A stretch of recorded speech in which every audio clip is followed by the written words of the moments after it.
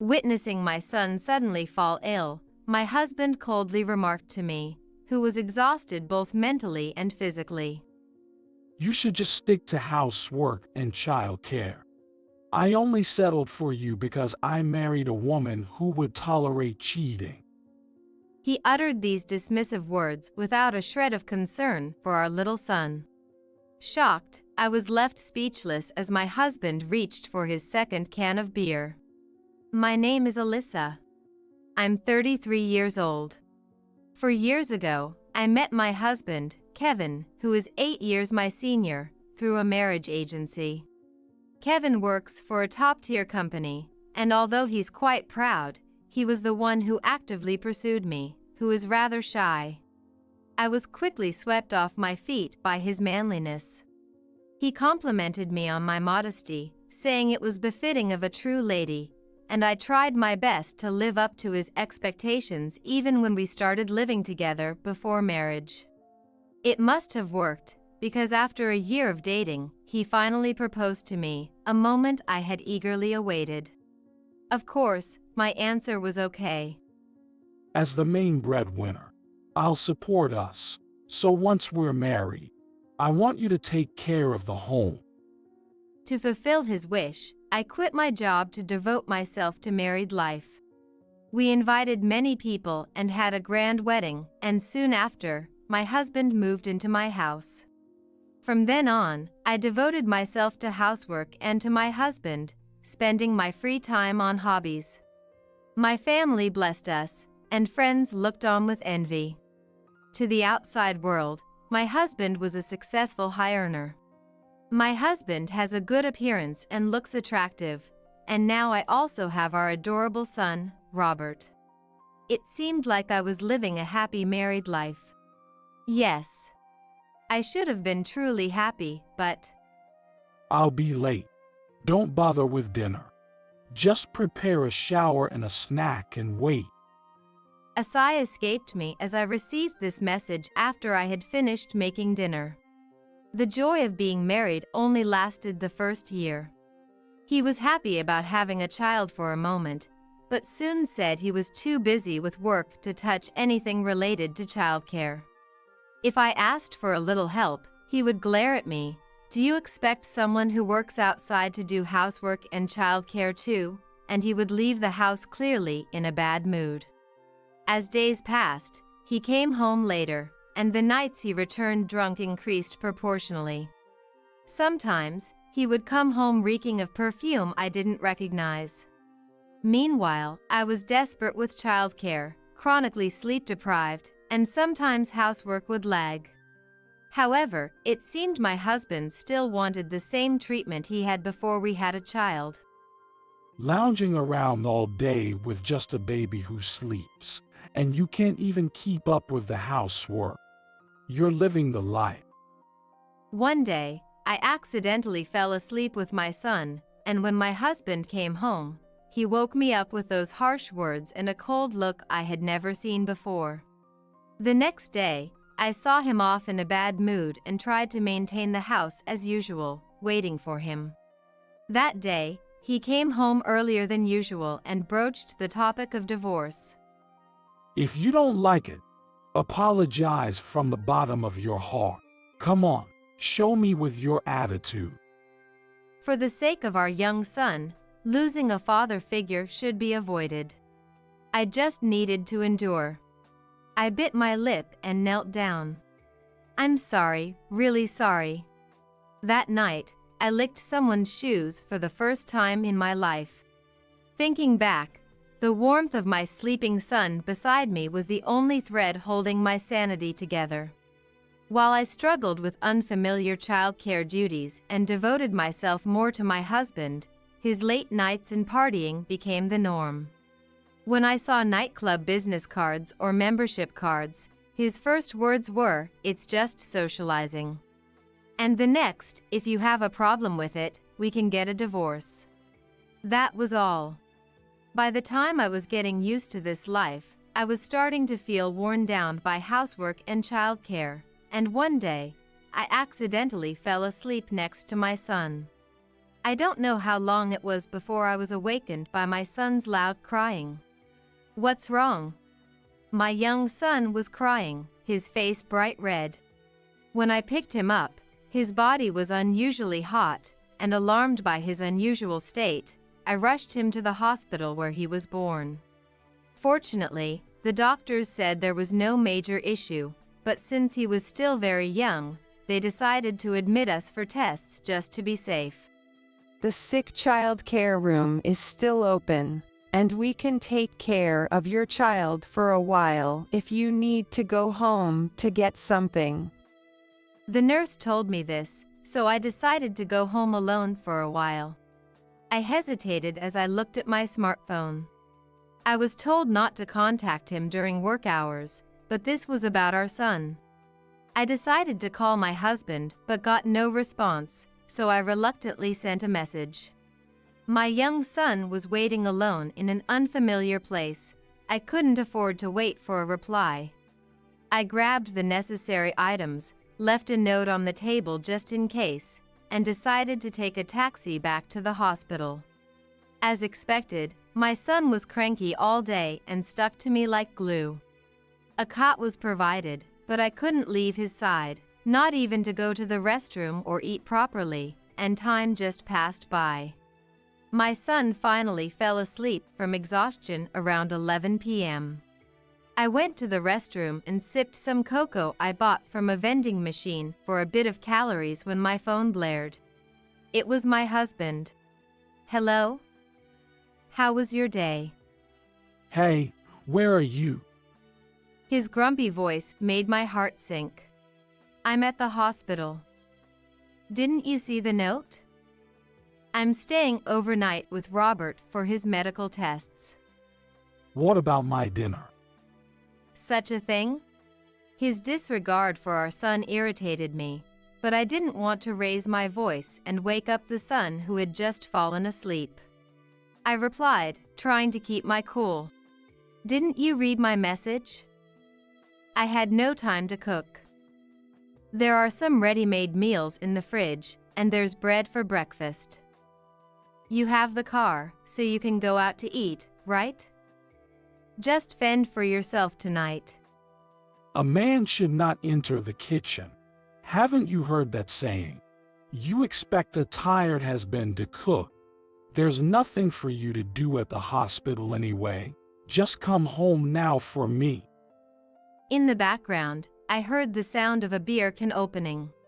Despite his grand words, he was willing to enter the kitchen for a drink. Without a single word of concern for his son, he told me to come home and didn't seem to have any intention of coming to get me. My anger started to boil as he comfortably began his evening drink alone. No buses, and it's ridiculous to ask that. Besides, how can I leave this barely one-year-old child alone and come home? It's a hospital stay for tests, aren't you worried at all? My voice raised before I could stop it, and he clicked his tongue. What? You talk back because I can see your face. Keep that attitude and I'll divorce you. Just a stay-at-home mom without any significant qualifications or education, plain and barely average in looks. How do you think you'll survive in this economy? Basically, child care and housework are your job. It's because you neglect your duties that things like this happen. Again with that. The word divorce that he's been using frequently like a trump card since that day. Always with the divorce, divorce. What do you think of us? It just slipped out. Balancing childcare and housework was never easy, but I've been trying as a wife and mother because I believed that he loves our family. I turned a blind eye to his late returns and outings, believing he's working for the family. Then suddenly, the phone went quiet, and I heard the sound of a second beer can opening and him finishing it with a gulp before he yelled at me loudly. What are you even talking about? You think you could live without me? That's hilarious. What? Talking back to your husband. You should just stick to housework and child care before drying up. Drying up? Women are just drying up after 30, right? I'm not about to wither just because I'm stuck with a withering flower. It's natural for a man to choose younger women. I only settled for you because I married a woman who would tolerate cheating. Such. I was so shocked I couldn't speak. My husband sneered as I was struck speechless by his harsh words that couldn't be excused by the alcohol. I can stand a life tied down to domesticity. I filled up on alcohol, and I don't need dinner anymore. I'm going to sleep. I'll be out tomorrow too, so don't contact me anymore.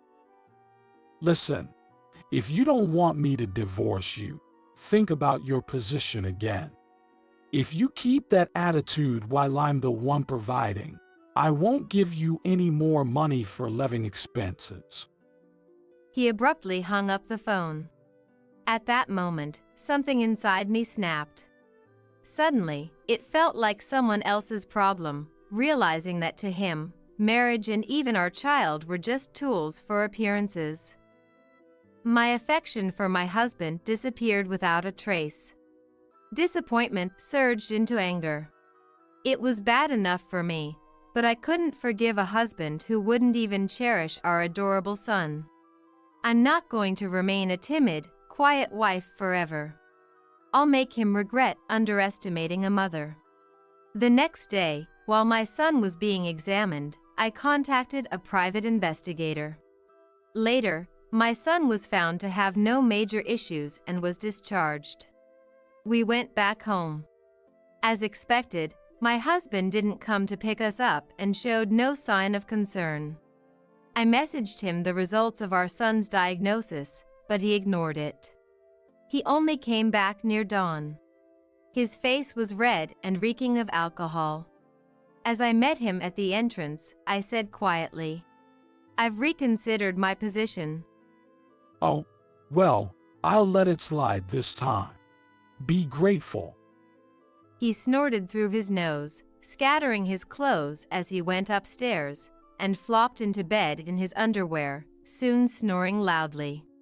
I picked up his shirt, noticing it was covered in something like cosmetic glitter. Do as you please. Seeing my now plainly middle-aged husband, I quietly began to prepare. About a month later, just as the sky was beginning to lighten, I was awakened by the persistent ringing of the doorbell. Hey, wake up. Damn it, why won't this open? It's your husband coming home. It seemed my husband had returned from a business trip supposed to last 2 nights. Expecting him at night, but a morning return, huh? Whether it was really a business trip was doubtful, but at this point, it didn't matter to me. Rubbing my sleepy eyes, I called him on his phone. "Could you stop that first thing in the morning? You're disturbing the neighbors." Hey, why won't the key work? Did Robert break it? See, this is what happens when you don't watch things properly. "It's not broken." What? That can't be. "I changed the locks while you were away on your business trip." Huh. From the second-floor window, I could see my husband standing there, dumbfounded. Damn you. What the hell are you doing? What do you think you're doing to your husband? Divorce. I'll divorce you. If you don't like it, open up already. I already did. What? The divorce papers, right? I've already filed them. You and I are strangers now. What? Wait a minute. I don't remember signing anything. Oh, I get it. You filled it out yourself and submitted it, didn't you? That's called forgery, you know, and it makes it invalid. My husband laughed triumphantly, but I snorted at him. Did you forget? The first time you brought up divorce, you brought a pre-filled form. What? Yes. That day I licked his shoes. My husband had deliberately brought a filled-out divorce form home. And after pushing it in front of me and getting my apology, he crumpled it up and threw it at me. That was supposed to be thrown away. I didn't throw it away. You threw the crumpled divorce papers at me, but I kept them just in case. Maybe I knew that a day like this would come from that moment. As I spoke earnestly, my husband flapped his mouth, clearly flustered. What about the house? The living expenses?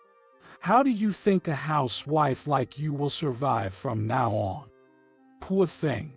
Your young son will be at a loss because of his mother's reckless actions. Don't get it wrong. Forgot? This house originally came to me from my late grandparents, and I'm the owner. You just lived with me. And I'll be fine financially. I have a job, you know. You're lying. You didn't have time to get a job. I used to paint as a hobby. You always told me not to go to bed before you, so I painted while waiting for you. I posted those online, and they caught the eye of a publisher. What? That's impossible. You're being scammed. Getting discovered through the internet isn't unusual these days. It's a reputable place. You know it, right? I mentioned the publisher's name. Seriously? My husband muttered, stunned. It was the first time in a long time I heard such a foolish sound from him that wasn't yelling or sarcasm. So I'll be fine for now. Anne. And I'll also have the alimony from you. what? I opened the window and threw the photos I got from the detective at my husband.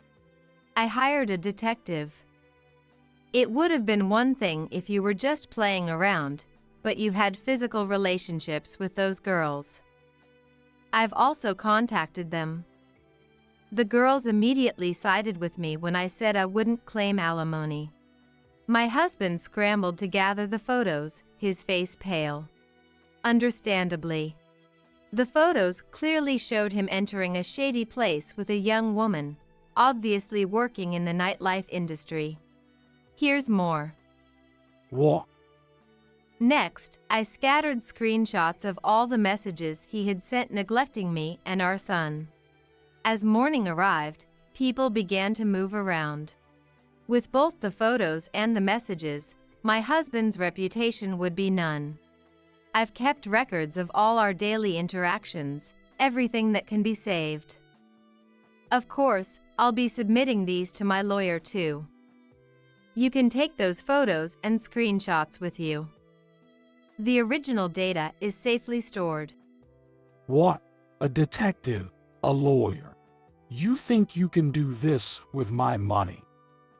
I used my savings from before we were married, so you have no right to complain. I snapped back, and my husband bit his lip and glared at me. Since we got married, under my husband's demand to be frugal, I hardly ever spent money on myself, and my savings were almost untouched. I was surprised at how much I had saved. I should have done this sooner. I'm angry at my former self for being so passive. Worried about the neighbor's eyes, my husband gave a forced smile and said in a gentle voice, Okay, I get it. I apologize. Let me in for now. We're still husband and wife, right? We are no longer husband and wife. We are strangers now. Check the mailbox. He obediently opened the mailbox. He took out an envelope and stared at it intently. There's a key and a map to a storage unit inside. Everything you've bought with your salary since we got married is dumped there. The car, since you bought it, you can take. Just get out of my sight. Thank goodness he never did any housework. I knew exactly where everything he owned was. Though he probably didn't even know how many shirts he had. No way. I can't live without you. His plaintive tone now only gave me chills. I can live without you. You're not interested in a withering flower or his son, right? Why don't you find some young girl to take care of you? Wait, just wait. From now on, we'll communicate through lawyers. If you linger too long, I'll call the police. Goodbye. I hung up the phone and then locked the windows and drew the curtains. For a while, my husband rang the doorbell and fiddled with the door. He sent numerous pleading texts, which I ignored. When the neighbors began whispering about seeing him, he roughly got into his car and drove away as if fleeing. Later, I received a call from my in-laws.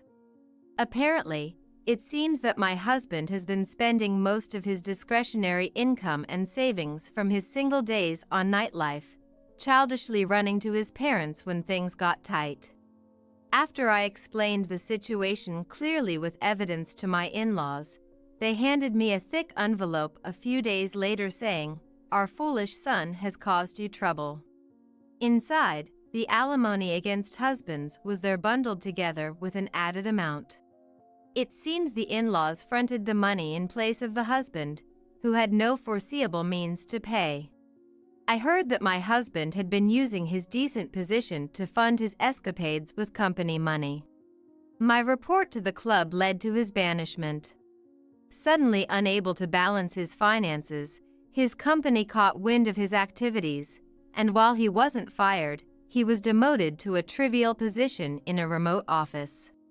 Now, he lives alone in a cheap apartment, clueless about household chores. I could picture his miserable life, but I feel no sympathy. He brought it upon himself. Meanwhile, after selling the house, I moved back to my parents' home, explaining the situation. I started working as an illustrator and took a part-time job at a supermarket. I can't afford luxuries, but I live comfortably enough to eat what I want when I want. My parents are supportive, and above all, my son has been healthy and growing every day since that incident. Recently, he's been eager to help around the house, which makes me incredibly happy. Without a father, I've sworn on my bare ring finger to make him happy on my own.